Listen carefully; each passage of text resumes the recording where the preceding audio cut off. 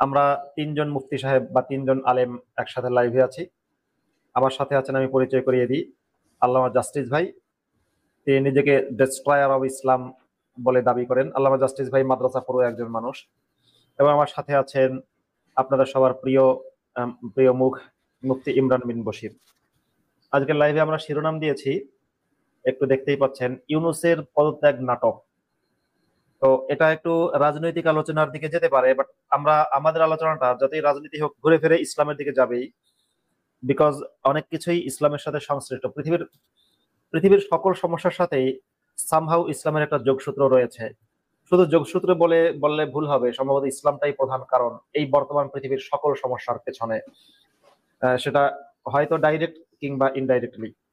যাই হোক, আমার সাথে আল্লামা জাস্টিস এবং মুফতি ইমরান বিন বশির আছে। আমি একটু যাচ্ছি প্রথমে আল্লামা জাস্টিস ভাইয়ের কাছে এবং তারপরে মুফতি ইমরানের কাছে যাব। আল্লামা জাস্টিস ভাই, আপনি জানেন যে এই মাত্র 2-3 দিন আগে, মানে আজকে কি বার, আজকে আছে সোমবার, গত বৃহস্পতিবার, মানে তৌহিদে জনতার যে বার আছে শুক্রবার, যেদিন তারা বিক্ষোভ মিছিল করে রাস্তাকে রণাঙ্গন বানিয়ে ফেলে, সেই দিনের ঠিক আগের দিন মানে বৃহস্পতিবার বাংলাদেশের ইতিহাসের অন্যতম হিংস্র ইসলামিক সন্ত্রাসী জঙ্গি মোহাম্মদ ইউনুস নামের ব্যক্তিটা, সে একটা পদত্যাগের নাটক করেছিল। মানে পদত্যাগ করার কথা সরাসরি বলেনি, ইউনুসের সাথে সাক্ষাৎ করে হঠাৎ করে পেট মোটা হয়ে যাওয়া নাহিদ ইসলাম বলেছে যে ডক্টর ইউনুস পদত্যাগের কথা চিন্তা করছেন। মানে তিনি পদত্যাগের কথা চিন্তা করছেন জাস্ট। মানে ধরুন আমি যেরকম, ধরুন আমি ঐশ্বরিয়া রায়ের কথা চিন্তা করতে পারি, এরকম ভাবে মুফতি ইমরান হয়তো অ্যাঞ্জেলিনা জলির কথা চিন্তা করতে পারে, এরকম ভাবে উনিও পদত্যাগের কথা চিন্তা করছেন। সেটা নিয়ে তৌহিদি জনতা মোটামুটি রাস্তাঘাটে নেমে আপনার কিছুটা হালকা পাতলা দেখিয়েছে। বোরকাওয়ালা মেয়ে একজন দেখলাম গান গাইছে, সে গানের সুরে সুরে বলছে ইউনুস আপনি পদত্যাগ করবেন না দয়া করে। অন্যান্য হুজুরাও বলছে, মানে মোল্লা জঙ্গি মৌলবাদীরা চাচ্ছে সে পদত্যাগ না করুক। এই পদত্যাগ নাটক নিয়ে যদি আমাদেরকে কিছু বলেন আল্লামা জাস্টিস ভাই। পদত্যাগ নাটক নিয়ে বলার আগে আমি কোরআনের একটা আয়াত তেলাওয়াত করছি।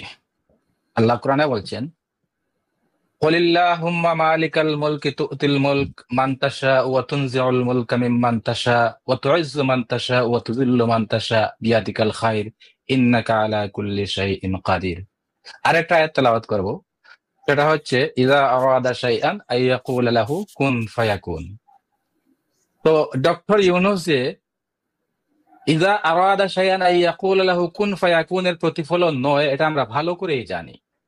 কারণ আমরা এই পর্যন্ত আদম সৃষ্টি থেকে নিয়ে বা মহাবিশ্ব সৃষ্টি থেকে নিয়ে আল্লাহ যে মহাবিশ্ব সৃষ্টি করেছেন, আদম সৃষ্টি করেছেন, এই মানব জাতি সৃষ্টি করেছেন, জিন জাতি সৃষ্টি করেছেন, কোথাও আমরা ইযা আরাদা শাইআন আইয়াকুলা লাহু কুন ফায়াকুনের কোনো প্রতিফলন দেখি না, কোনো বাস্তবায়ন দেখি না। আল্লাহ পৃথিবী সৃষ্টি করতে তিনি নিলেন 6 দিন সময়, আবার হিসাব করতে গিয়ে 8 দিন লাগাই দিলেন। ইন্ডিভিজুয়ালি যখন আমরা হিসাব করি তখন দেখি আল্লাহ মহাজগৎ সৃষ্টি করেছেন 8 দিনে, অথচ দাবি করেছেন আল্লাহ 6 দিনে মহাজগৎ সৃষ্টি করেছেন। হ্যাঁ, এখানে একটা গাণিতিক ভুল আছে। আল্লাহ মেবি যোগ বিয়োগ গুণ ভাগ ইত্যাদি কিছু জানতো না, হ্যাঁ, এই জন্য এরকমের ভুল ভ্রান্তি করে। 2 নম্বর কথা হচ্ছে, এই যে আলাদিনের চেরাগ পেয়ে যাওয়া, এটা হচ্ছে ইযা আরাদা শাইআন আইয়াকুলা লাহু কুন ফায়াকুন। আলাদিনের চেরাগ কেউ পায় নাই কোনোদিন পাবেও না, আর বর্তমানে কেউ পায় নাই। তো আল্লাহ যে বলছে ইযা আরাদা শাইআন আইয়াকুলা লাহু কুন ফায়াকুন, এটা হচ্ছে আলাদিনের চেরাগের মতো, আলাদিনের প্রদীপের মতো। যদি আল্লাহ কোনো কিছু চান হয়ে যায়। তো ডক্টর ইউনুস হুট করে আসমান থেকে নাজিল হয়ে যায় নাই। ডক্টর ইউনুস এটা হচ্ছে মেটিকুলাস প্ল্যানের একটি অংশ। ডক্টর ইউনুসকে কোন ফার্মে তৈরি করা হয়েছে? ডক্টর ইউনুসকে এই যে ক্লিনটন এবং হিলারি ফার্মে তৈরি করা হয়েছে। দশকের পর দশক যাবৎ তাকে ট্রেন্ড আপ করা হয়েছে এবং দশকের পর দশক যাবৎ তাকে ইন্টারন্যাশনাল পলিটিক্স, জিও পলিটিক্স সম্পর্কে ট্রেন্ড আপ করা হয়েছে। এটা হচ্ছে ইন্টারন্যাশনাল জিও পলিটিক্স এর একটা ইন্টারন্যাশনাল দালাল। তো ডক্টর ইউনুস হঠাৎ করে যে প্যারিস থেকে আইসে আমাদের এখানে ইমাম মাহদি হয়ে বসে গেছেন, ওই যে ইমাম মাহদির কথাও আছে, মিতে আছে যে ও রাত্রেবেলা শুইবে সাধারণ মানুষ হিসেবে, সকালবেলা ইমাম মাহদি হয়ে যাবে। তো ডক্টর ইউনুস সেই রকমের বিকালবেলা কিন্তু ডক্টর ইউনুস হয়ে শুয়ে নাই, আর সকালবেলা কিন্তু ইমাম মাহদি হয়ে যায় নাই। এরকমের মিরাকল পৃথিবীতে কখনো ঘটে নাই এবং এখনো ঘটছে না এবং ভবিষ্যতেও ঘটবে না। সবকিছুই হয় একটা পরিকল্পনার অধীনে।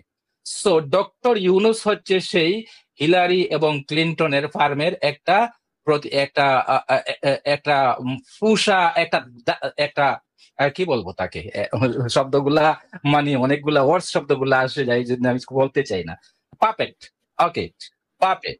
তো ডক্টর ইউনুস হঠাৎ করে এই যে নাটক করলো, পদত্যাগের নাটক করলো। এই পদত্যাগটা সে কখনো করবে না। শুধু পদত্যাগের নাটকটা সে করেছে এই জন্য যেন তার দল থেকে কিছু সহানুভূতি পাওয়া যায়, যেন অন্যান্য রাজনৈতিক দল যারা আছে তারা যেন তাকে রিকোয়েস্ট করে, জি হুজুর আপনি যাবেন না, আপনি আমাদেরকে এতিম করে চলে যাবেন না। হ্যাঁ, এই রকমের একটা স্বীকৃতি নেওয়ার জন্য, তার ক্ষমতাটাকে আরো পাকাপোক্তা করার জন্য।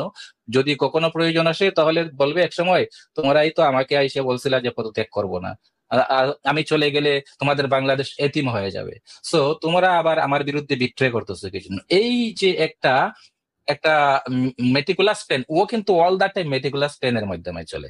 সো ডক্টর ইউনুস হঠাৎ করে আলাদিনের চেরাগ হিসেবে আমাদের বাংলাদেশে বসে যায় নাই। ডক্টর মোহাম্মদ হঠাৎ করে আসমান থেকে মান্না সালোয়া হিসেবে আমাদের বাংলাদেশে বসে যায় নাই।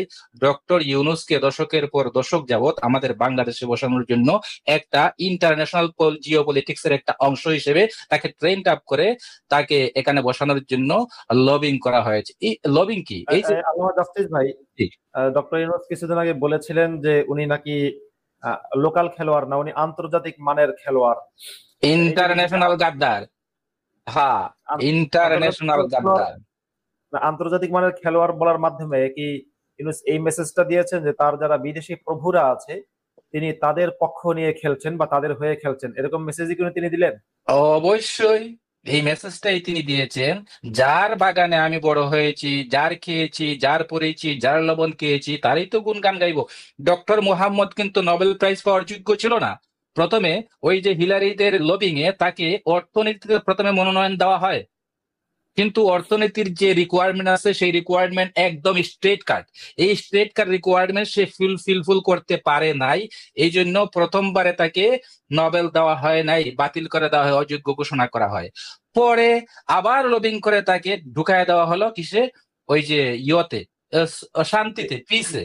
আর শান্তি এবং পিসের মাধ্যমে এখানে 6-9 করার অনেক কিছু আছে।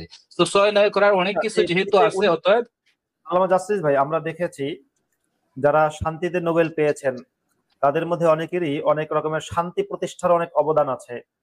যেমন ধরুন মালালা ইউসুফজাই এবং তার সাথে যিনি ভারতের একজন, যৌথভাবে যে দুজন নোবেল পেলেন, ভারতের যে তার নামটা মনে ছিল এই মুহূর্তে মনে পড়ছে না, মানে মালালা ইউসুফজাই শান্তিতে তার অবদান ছোট হলেও আছে।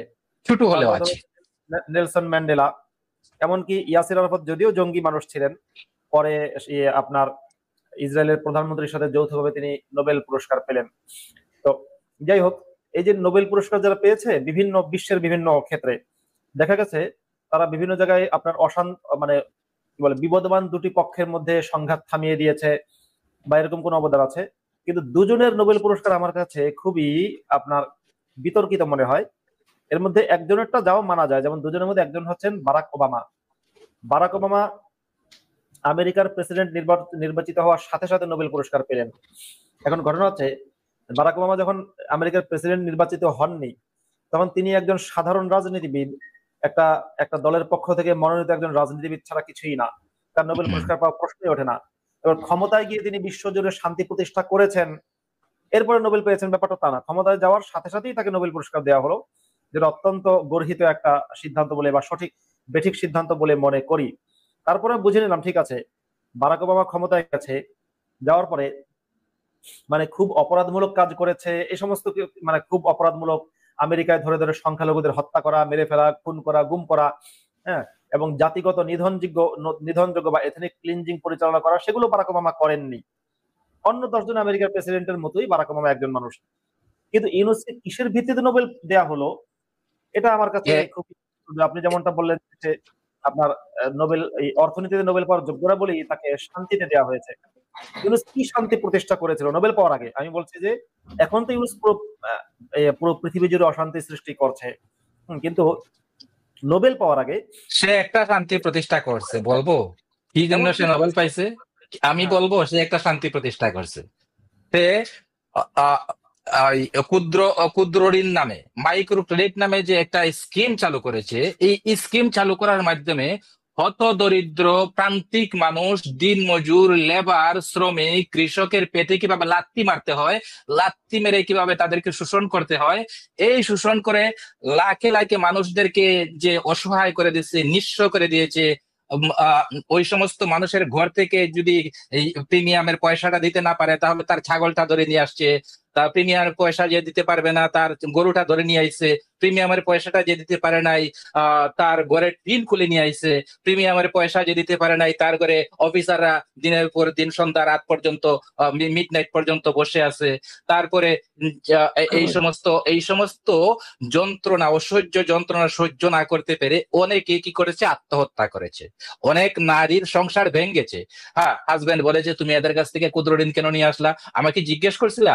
না জিজ্ঞেস করে আনার কারণে এখন আমার ঘরের গরু নিয়ে গেছে, আমার হালের গরু নিয়ে গেছে, আমার ঘরের ছাগল নিয়ে গেছে, আমার ঘরের টিন খুলে নিয়ে গেছে। এগুলা তুমি কি শুরু করলা? এই এই সমস্ত দেন দরবারের মাধ্যমে অনেক ফ্যামিলি ভেঙে গেছে, অনেক ফ্যামিলি তো তালাক হয়ে গেছে। তো ক্ষুদ্র ঋণের মাধ্যমে তিনি এই শান্তিটাই প্রতিষ্ঠা করেছেন। গরিবের রক্ত কিভাবে শোষণ করে খেতে হয়, গরিবের ঘর সংসার কিভাবে ভাঙতে হয়, গরিবের এই যে জমি জমি জমি জমার উপরে কিভাবে কবজা করে তা বিক্রি করে কিভাবে কিভাবে প্রিমিয়ামের পয়সা আদায় করতে হয়। মনে করুন তার একটা ভিটা আছে মাত্র, এই ভিটাটা বিক্রি করে তিনি প্রিমিয়ামের পয়সা আদায় করে নিয়ে গেছেন, লোনের পয়সা সুদে আসলে আদায় করে নিয়ে গেছেন। এই সুদী মহাজন যখন ডক্টর ইউনূসে মাইক্রো ক্রেডিট চালু করে, তখন আমি বাংলাদেশেই ছিলাম। আমি একটা ফাইন্যান্সিয়াল প্রতিষ্ঠানে জব করতাম। এখানেও কিন্তু ব্যাংকিং এর সাথে সাথে আবার বাধ্যতামূলক ছিল সরকারের, এখানে ক্ষুদ্র ঋণ থাকতে হবে, একটা বাধ্যতামূলক একটা অপশন ছিল। আমি একটু যদিও শহরে এগুলা ব্রাঞ্চ, ধন্যবাদ তারপরে ভাই, ক্ষুদ্র ঋণ। হ্যাঁ, দুঃখিত আমি থামিয়ে দিলাম এজন্য। আমি একটু মুফতি ইমরানের কাছে জানতে চাই যে একটু শরিয়ার আলোকে সিদ্ধান্ত জানতে চাই। সেটা হচ্ছে ডক্টর ইউনূসের বিষয়ে আমি তোমাকে সংক্ষেপে একটা ব্রিফ করি। ডক্টর ইউনূসের মেয়ের নাম হচ্ছে মনিকা, এবং ডক্টর ইউনূসের প্রথম স্ত্রীর নাম ছিল ভেরা। হ্যাঁ, মানে ভয়কারে ভে, ডয়শূন্য র না, বয়শূন্য র, বয়শূন্য র একার ভেরা। সে ভেরা ছিল হচ্ছে রাশিয়ান একজন নারী। ইউনূসের আচ্ছা, প্রথম স্ত্রী ভেরা, সেই ভেরার ঘরে জন্ম নিয়েছে নিয়েছে হচ্ছে মনিকা নামের ইউনূসের প্রথম মেয়ে। এবং সেই রাশিয়ান নারী মুসলিম না, যতটুকু আমি জানি, আমার কাছে যতটুকু ইনফরমেশন আছে, রাশিয়ান সেই নারী মুসলিম ছিল না এবং ইসলাম গ্রহণও করেনি। সুতরাং অমুসলিম একজন নারী যে খ্রিস্টান ধর্মের মানুষ, খ্রিস্ট ধর্মের বা ইহুদি ধর্মের যেটাই হোক, সেই ধর্মের একজন মানুষের সাথে আপনার বিয়ে হয়েছে ইউনূসের, এবং সেই ঘরের মেয়ে হচ্ছে মনিকা। মনিকা হচ্ছে আমেরিকার একজন অপেরা শিল্পী, এবং মনিকা হচ্ছে লেসবিয়ান। মনিকা হচ্ছে লেসবিয়ান, তুমি বুঝতেই পারছো। এবং মনিকা আমেরিকার কোন এক জায়গায় গাড়ি চালাতে গিয়ে একটা অ্যাক্সিডেন্ট করেছিল। সেখানে পুলিশের সাথে তার যে কনভারসেশন, ছোট্ট একটা কনভারসেশন, সেটা কিন্তু ভাইরাল হয়েছে অনলাইন জুড়ে। ইউনূসের মেয়ে, এবং ইউনূসের মেয়ে যে পোশাক পরে, সেই পোশাক কোনোভাবেই শরীয়ত সম্মত পোশাক তো নাই। ইনফ্যাক্ট বাংলাদেশের সাধারণ মেয়েরা যে ধরনের পোশাক পরে, তার চেয়ে অনেক বেশি শর্ট পোশাক, আমরা যেটাকে শর্ট ড্রেস পরি, হ্যাঁ বলি, সেরকম ড্রেস। এই পোশাকটা খারাপ না ভালো, আমি অবশ্য ভালো বলবো, এই পোশাকটা ভালো, এই ধরনের পোশাক পরা ভালো, খারাপ না, কিন্তু এই পোশাক কিন্তু পরেছে মানে মোট কথা শরিয়া, ইসলাম বিরোধী অ্যাকর্ডিং টু শরিয়া এই বিধান, এই পোশাকটা কি হ্যাঁ, ঠিক আছে কিনা? এবং ইউনূস কিন্তু এই মেয়ের সাথে সম্পর্ক ছিন্ন করেনি, বরং ইউনূস হচ্ছে এই মেয়ের সাথে এই মেয়ের সাথে, মানে এই যে ইসলাম বিরোধী যে মেয়ে, সেই মেয়ের সাথে ইউনূসের সম্পর্ক আছে এখনো, মানে বাবা মেয়ের সম্পর্ক আছে। ইউনূস পরবর্তীতে যাকে বিয়ে করেছেন, সেই নারী সম্পর্কে খুব বেশি জানা যায় না, একেবারে বলতে গেলে আপাদমস্তক, মানে ইসলামিক নারীদের মতোই, তেমন মানে লোক সম্মুখে আসে না। সেই ঘরেও একটা মেয়ে আছে দিনা নামে, সেই মেয়েটা সম্পর্কেও তেমন কিছু জানা যায় না। এখন কথা হচ্ছে যে, এবং ইউনূস, আমি আমি নিশ্চিত আজকে যে বাংলাদেশের মুসলমানরা ইউনূসকে নবী বানিয়ে ফেলেছে বা ইমাম মাহদি বানিয়ে ফেলেছে, মাদ্রাসার হুজুররা, ইউনূসকে সূরা ফাতিহা যদি পড়তে বলা হয়, সূরা ফাতিহাও ঠিক মতো পড়তে পারবে না। আমি চ্যালেঞ্জ করে বলছি, জাস্ট সূরা ফাতিহা যদি পড়তে বলা হয়, তাহলে নামাজ পড়ার জন্য, আমি বলছি না যে একেবারে মানে কারি সাহেবের মতো বা সিদ্দিক আল মুনসাউইর মতো, এই ধরনের কোন ব্যক্তিদের মতো একেবারে সুন্দর হদর তেলাওয়াত, তা বলছি না। আমি বলছি যে ইউনূস যতটুকু সহিশুদ্ধ পড়লে নামাজ সহি হয়, নামাজ ঠিক হয়, ততটুকু সহিশুদ্ধ ভাবেও ইউনূস সূরা ফাতিহা পড়তে পারে না। অন্য সূরা বাদ দিলাম, শুদ্ধভাবে পড়তে পারবে না, চ্যালেঞ্জ। সূরা ইখলাস পড়তে পারবে না। এই ইউনূস আজকে বাংলাদেশের মৌলবাদী মুসলিম, মডারেট মুসলিম, জিহাদি মুসলিম, মাদ্রাসার হুজুর, তাদের চোখের মনি হয়ে গেল, তাদের আমিরের শরীয়ত হয়ে গেল, তাদের ইমাম মাহদি হয়ে গেল। এর পেছনে কারণটা কি মনে হয় মুফতি আমার তো ইমরান। একটা ফতুয়া দিতে থর্স হয়েছে না, আমি তো ফতুয়াটা দিয়া দিব যে আল্লাহ বলছে কি, ওয়ালা তানকিহুল মুশরিকাতি হাত্তা ইউমিননা, ইয়াতে আল্লাহ বলছে যে মুশরিক নারীদেরকে তোমরা বিয়ে করবে না যতক্ষণ পর্যন্ত ওরা মুসলিম না হয়। তাহলে উনি আল্লাহর বিধানের লঙ্ঘন করে উনি কিন্তু সারা জীবন জিনা করেছে। আর এই যে মনিকা, মনিকা হচ্ছে জিনার ফসল। অতএব আমাদের আমিরুল মুমিনিন খলিফাতুল মুসলিমিন, এই যে ডক্টর মাইক্রো ক্রেডিটের উদ্যোক্তা, হ্যাঁ, উনাকে আমরা আহ, জিনার শাস্তি দিতে পারি। আচ্ছা, হ্যাঁ, ফতোয়াটা আমি দিয়া দিছি মাঝখানে, মনে কিছু করবেন না। আচ্ছা। ইমরান ভাই আহ, বলুন। হ্যাঁ, মুফতি ইমরানের কাছে যেতে চাই। হ্যাঁ, মুফতি ইমরান। ধন্যবাদ মাসুদ ভাই। আমাকে আপনাদের এই রাজনৈতিক আলোচনা, কিংবা রাজনৈতিক বলতে আসলে রাজনীতি আর ধর্ম অঙ্গাঙ্গি ভাবে জড়িত, আমি এটা মনে করি। যদি আমি রাজনীতি সম্পর্কে জানি না, বুঝি না, সবসময় দাবি করি আসলে তেমন একটা জানি না। তবে ইসলামটাকে হ্যাঁ, আমি জিওপলিটিক্স এর একটা পার্ট মনে করি। হ্যাঁ, হ্যাঁ, আপনি আমাকে ডক্টর ইউনূস সম্পর্কে যতটুকু তথ্যপত্র দিলেন, বুঝতে পেরেছি এটুকু দেওয়ার দরকার ছিল না। উনি যে ধার্মিক না, এটা আমি ভালো করে জানি। শুধু ধার্মিকতা তো দূরের কথা, উনি মুসলিমই না। উনি আসলে আমার কাছে মনে হয়, আমি তার একটা ক্লিপ দেখেছি, অনেক কথাবার্তা শুনেছি আগের, তো তাতে আমার কাছে মনে হয়েছে উনি মুক্তমনা নাস্তিক হওয়াটাই স্বাভাবিক, খুব স্বাভাবিক। কিন্তু ভাই এখন যে পরিস্থিতি আমরা দেখতে পাচ্ছি, মুসলিমরা তাকে একদম প্রায় নবী বানিয়ে ফেলেছে। যেটা আমি একদম সরল ভাষায় যদি বলি, প্রায় নবীর কাতারে নিয়ে গেছে। এবং আমির হামজা নাকার একজনের ওয়াজ দেখলাম, তিনি এমনটাই বলছিলেন, নবী যেভাবে নাকি ওই ইব্রাহিম, কাজী ইব্রাহিম। তো যা হোক, ওনাকে যে সম্মানটা এখন আলেমরা দিচ্ছেন, কিংবা বাংলাদেশে তৌহিদি জনতারা দিচ্ছেন, এটা খুব স্বাভাবিক। আমি রাজনীতি বুঝি না, তবে একটা জিনিস আমি বুঝি ভাই, ইসলাম যে কোনো ধর্মই হোক, ইসলাম সম্পর্কে আমি জানি, তাই ইসলামের কথাই বলছি। ইসলাম দেখুন, ইসলাম ত্যাগ করবার সুযোগ ইসলাম দেয়নি। ইসলাম নিয়ে যৌক্তিক সমালোচনা করবার, গঠনমূলক সমালোচনা করবার অধিকারও ইসলাম দেয়নি। আপনি যখন বাক স্বাধীনতাকে ক্ষুণ্ণ করবেন, খর্ব করবেন, বাক স্বাধীনতা যদি আপনি নিশ্চিত না করেন, তাহলে অনেক তেলবাজ আপনি জন্ম দিবেন। এটা খুব স্বাভাবিক। আপনি যদি একজন ডক্টর ইউনূস তো নাস্তিক আমি মনে করি, এবং এটা বাস্তবতা, আমি যতদূর জানি। ওনাকে যখন বাংলাদেশের সরকারে বসানো হবে, হ্যাঁ, আপনি শুধু ওনাকে না, আপনি ওই জনি সিন্স না কি একজন আছে না, পর্নস্টার, আপনি যদি হ্যাঁ, ওনাকেও বাংলাদেশে বসান, উনি যদি একটু কথার আগে আলহামদুলিল্লাহ, বিসমিল্লাহ এগুলো বলেন, কিংবা ইসলামের প্রতি একটু ভালোবাসা দেখান, তাইলে কিন্তু আমাদের হুজুররা কিন্তু জনি সিন্সের ভিডিও পর্যন্ত দেখতে শুরু করবে। কারণ আপনি কি বুঝতে পারছেন, মানে আমার কাছে এটাই মনে হ্যাঁ, হয়। তো এই যে বাক স্বাধীনতাকে যখন ক্ষুণ্ণ করা হচ্ছে, বাক স্বাধীনতাকে যখন একদম ধ্বংস করে দিচ্ছে ইসলাম, এই কারণে আমাদের এই দৃশ্যগুলো দেখতে হচ্ছে। একজন ডক্টর ইউনূস, তার যে আসল চেহারাটা, স্বরূপটা কি তিনি দেখাতে পারবেন বাংলাদেশের এই অবস্থানে থেকে? আমার কাছে মনে হয় না ভাই। এখন এটা অবশ্যই সাহসের দরকার ছিল, তার সততা নৈতিকতার দরকার ছিল, কিন্তু সেটা হয়তো তিনি দেখাতে পারেননি। কারণ উনি এই অবস্থানে বসে, যে অবস্থানে তিনি আছেন, এখানে থেকে আসলে বাংলাদেশের সংখ্যাগরিষ্ঠ যারা আছেন, কিংবা তৌহিদ জনতা, এদের সঙ্গে তাল মিলিয়ে, এদের সুরে সুর মিলিয়ে তাকে চলতে হবে, তাকে সেভাবেই তাকে ব্যবহার করতে হবে মানুষের সঙ্গে, কথাবার্তা, চালচলন। আমি তো জানি এটা স্পষ্ট ভাই, উনি নামাজ যে পড়তে পারেন না। একবার তো একটা ভিডিও দেখলাম যে উনি মানে নামাজ পড়ছিলেন, নামাজের সাধারণ নিয়ম কানুন, যেটা একজন মুসলিম হিসেবে, অনেক মুসলিম হইতে আছে যারা এক্স মুসলিম, ইসলাম মানে না, কিন্তু ছোটবেলায় আমরা বক্তব্যে শিখেছি, নামাজ শিখিয়েছেন হুজুররা, নামাজ পড়তে পারেন, উনি সেটুকু পর্যন্ত পারেন না।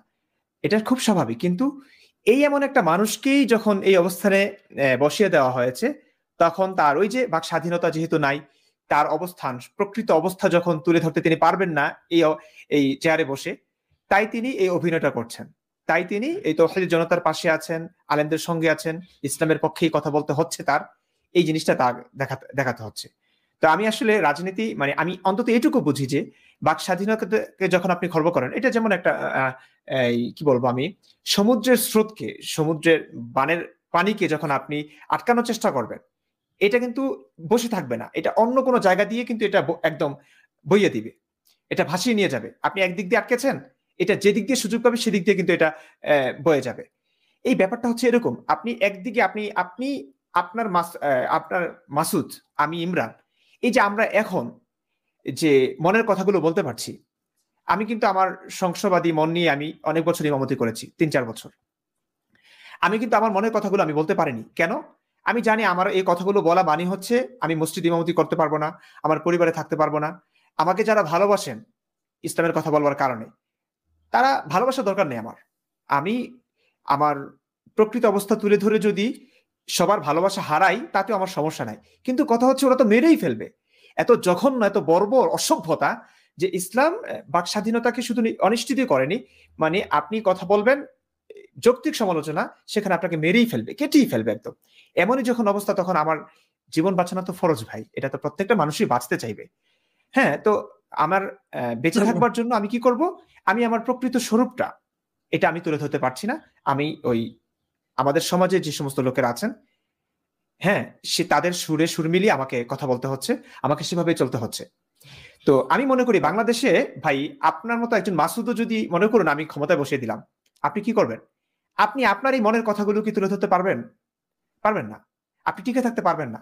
এখন আমার কাছে মনে হয় ডক্টর ইউনূস বলেন আর যে কোনো মুক্তমনা কিংবা যারা বসেন আসলে ওনারা মুক্তমনাই, ওনারা ইসলাম ধর্ম ধারও ধারে না ভাই। বাস্তবতা হচ্ছে ইসলামের ধারও ধারে না। কিন্তু বাংলাদেশের যেখানে 80% মানুষ কিংবা 90% মানুষ মুসলমান, তো সেখানে বসে আসলে আপনি ইসলামের বিরুদ্ধে অবস্থান নিতে পারবেন না। মানবতার জন্য ইসলাম যেহেতু হুমকি অনেক ক্ষেত্রে, তো অনেক ক্ষেত্রে মানবতাকে বাদ দিয়ে ওনারা ইসলামের কথাই বলবেন, কারণ ওই যে ক্ষমতা টিকে থাকার জন্য অস্তিত্বের একটা লড়াই চলে। আমার কাছে মনে হয় এইটাই হয়েছে। নয়তো ডক্টর ইউনূস যে ভালো মুসলিম তো দূরের কথা, ধার্মিক তো দূরের কথা, উনি আমার কাছে মনে হয় মুসলিমই না, মানে এক্স মুসলিম কিংবা মুক্তমনা, যার কাছে ধর্ম কোনো বড় কিছুই না। আমার কাছে, হ্যাঁ ধন্যবাদ এই মুফতি ইমরান। আমার কাছে ইউনূসকে মুক্তমনা মনে হয় না, কারণ মুক্তমনা খুব ব্রড একটা শব্দ বা ব্রড একটা অর্থ প্রকাশ করে। যে ব্যক্তি মুক্ত ভাবে চিন্তা করে এবং মানে আমি বলতে চাচ্ছি ধার্মিক মুসলিম না আর কি, ইসলাম অনুযায়ী। হ্যাঁ, আমরা তাকে এক্স মুসলিম বলতে পারি কিংবা নাস্তিকও বলতে পারি, নাস্তিক বলতে পারি। যদিও সে নিজেকে নাস্তিক দাবি করেনি, কিন্তু নিজেকে সে কোনো সময়ই আগে তার ইতিপূর্বের যে বক্তব্যগুলো, সেখানে আমরা ইউনূসকে কিন্তু খুব বেশি ইসলাম প্রচার করতে দেখিনি। মানে ইনফ্যাক্ট ইউনূস যখন ক্ষমতায় ছিল না, তখন তার যে সমস্ত বক্তব্য দেখেছি, সেখানে তাকে খুব ধার্মিক মনে হয়নি। কথায় কথায় সুবহানাল্লাহ, আলহামদুলিল্লাহ এগুলো বলতে শুনিনি। এবং ইউনূস যেভাবে কথা বলে, মানে এক ধরনের চিবিয়ে চিবিয়ে কথা বলে, একেবারে আমরা এখানে এসেছি, আপনারা সবাই, আপনাদের সবাইকে ধন্যবাদ জানাচ্ছি, আপনারা, মানে একেবারে চিবিয়ে চিবিয়ে বিশেষ একটা অঙ্গভঙ্গিতে কথা বলে। মনে হয় যেন কথাগুলোকে পান চাবানোর মতো, হুজুররা যেভাবে পান চাবায়, পান চাবানোর মতো মানে চিবোচ্ছে এবং চিবিয়ে চিবিয়ে কথা বের করছে। এভাবে কথা কেন বলে আমি জানি না। যাই হোক, এটা তার স্টাইল, হয়তো একজনের স্টাইল একরকম। এটা থেকে না, এটা নিয়ে আমার কোনো আপত্তি নাই। মানুষের ব্যক্তিগত স্টাইল থাকতেই পারে, কথা বলার ভঙ্গি আলাদা হতেই পারে। এটা এই কথা বলার স্টাইলটা কি, এগুলো শোনো, যারা র্যান্ডম মানে সুন্দর করে কথা বলে তাদের একটা ধরন আছে, কিন্তু এটা চিটার লোকেরা এই টাইপের কথা বলে, মানে যারা খুব ইন্টেলেকচুয়াল চিটার, বাটপার টাইপের লোকেরা এই ধরনের কথা বলে। আমি এই মাসুদ ভাই, আপনি চিটার বলেন আর যাই বলেন, মানে এই চিটা, আমি যেটা বলেছি সেটা হচ্ছে এই চিটার জন্ম দিয়েছে কে? ওই যে বাক স্বাধীনতাকে অনিশ্চিত করা, এই কারণেই এরকম চিটার জন্ম দেয়। মানে আমি ওইটাই বোঝানোর চেষ্টা করেছিলাম আর কি। হ্যাঁ হ্যাঁ, না তাও ঠিক, কিন্তু ঘটনা হচ্ছে এই বুড়ো বয়সে এই বেটার ক্ষমতা ধরে রাখতে হবে কেন? সে যদি বলতো, ধরলাম সে ক্ষমতায় গেছে, ক্ষমতায় গিয়ে দেখো সে পারছে না, এবং দেশে মৌলবাদীরা তাকে এমন ভাবে চাপ দিয়ে ধরেছে, এবং তার নাতির বয়সী যে পোলাপান গুলো আছে, সার্জিস, হাসনাত আব্দুল্লাহ, এরপরে সেই যে কয়টা, মানে বলতে গেলে ইউনূসের নাতির বয়সী পোলাপান গুলো, এই পোলাপান গুলো তাকে দিয়ে যেভাবে কাজ করাচ্ছে, ইউনূস যদি দেখে সে পারছে না, তাহলে ইউনূসের উচিত কি? উচিত ছেড়ে দেয়া। ইনফ্যাক্ট আমি হলে বা আমার মতো কোনো মুক্তমনা হলে সেটাই করতো, যে আমরা আসলে দেশটাকে যেভাবে তৈরি করতে চেয়েছিলাম সেভাবে পারছি না, এবং খুবই চাপ প্রয়োগ হচ্ছে, ঠিক আছে আমি পদত্যাগ করলাম। কিন্তু সে পদত্যাগও করবে না। এত লোভ কেন বুড়ো বয়সে? মানে বুড়ো বয়সে এত লোভ কেন? তার আর কত লাগবে? এমনিতে সেই ক্লিনটন ফাউন্ডেশনে যথেষ্ট অনুদান দিয়েছে বলে আমরা জানতে পেরেছি। এবং এগুলা ছিল অনুদানের নামে ঘুষ দেওয়া, লবিং করা নোবেলের জন্য। এই ঘুষের বিনিময়ে সে নোবেল পুরস্কার পেয়েছে, এই ঘুষের বিনিময়ে সে বাংলাদেশের প্রধান উপদেষ্টা হয়েছে। কিন্তু একটা মানুষের এত লোভ কেন থাকবে? যদি একটু আল্লামা জাস্টিস ভাই বলেন, এর সাথে কি ইসলামের কোনো সংযোগ আছে? যে সে আপনার ইসলামটাকে ব্যবহার করতে চাইছে, এই জন্যই কি তার মধ্যে এত লোভ? তার মধ্যে আপনি যে বললেন ডক্টর ইউনূস যদিও নাস্তিক নিজেকে দাবি করেননি, আমার প্রশ্ন হচ্ছে ভাই, আপনার কাছে কি মনে হয় উনি নিজেকে নাস্তিক দাবি করতে পারবেন বাংলাদেশের এই প্রেক্ষাপটে যে অবস্থানে তিনি আছেন? এবং যদি নাস্তিক দাবি করেনও, তাহলে তার অবস্থাটা কি হবে, তার পরিণামটা কি হবে? হ্যাঁ, নাস্তিক দাবি করলে তো সে, দেখো, শুধু নাস্তিক না, নিজেকে যদি সে বলে যে আমি ইসলামের কিছু বিষয় নিয়ে আমার সন্দেহ আছে, এটুকু বললেই তো পরের দিন মানে মোল্লাদের তারা খেয়ে তার দেশ ছাড়তে হবে। মোল্লাদের তারা খাবে শুধু তাই না, বা যে প্রাণ নিয়ে দেশ থেকে বেরোতে পারবে কিনা তাই তো সন্দেহ। হ্যাঁ, সেটাই ভাই, সুতরাং আমি ডক্টর ইউনূসকে একটা সময় খুব ভালোবাসতাম। ওনার জ্ঞান গরিমা এবং নোবেল পুরস্কার প্রাপ্ত একজন মানুষ। তো এমনটা যে হবে আসলে আশা করিনি, কিন্তু আমি তার সীমাবদ্ধতা বুঝতে পারছি, পরিস্থিতির শিকার এটাও আমি বুঝতে পারছি।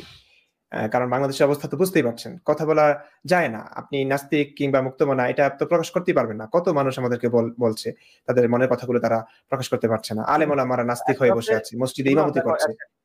একটা হচ্ছে যে ব্যক্তি সে মোল্লাদের চাপে পড়ে সে এক ধরনের ইসলামের পক্ষে চলে গেল, সেটা এক জিনিস। ইউনূসের পক্ষে আমার প্রথমে সেটাই মনে হয়েছিল, সে মনে হয় মোল্লাদের চাপে পড়ে ইসলামের পক্ষে বা এই সন্ত্রাসের পক্ষে বা জঙ্গিদের সাথে নিয়ে কাজ করছে। পরে কিন্তু আমার আর সেটা মনে হয় না, আমার কিন্তু তাকে আর ইনোসেন্ট মনে হচ্ছে না।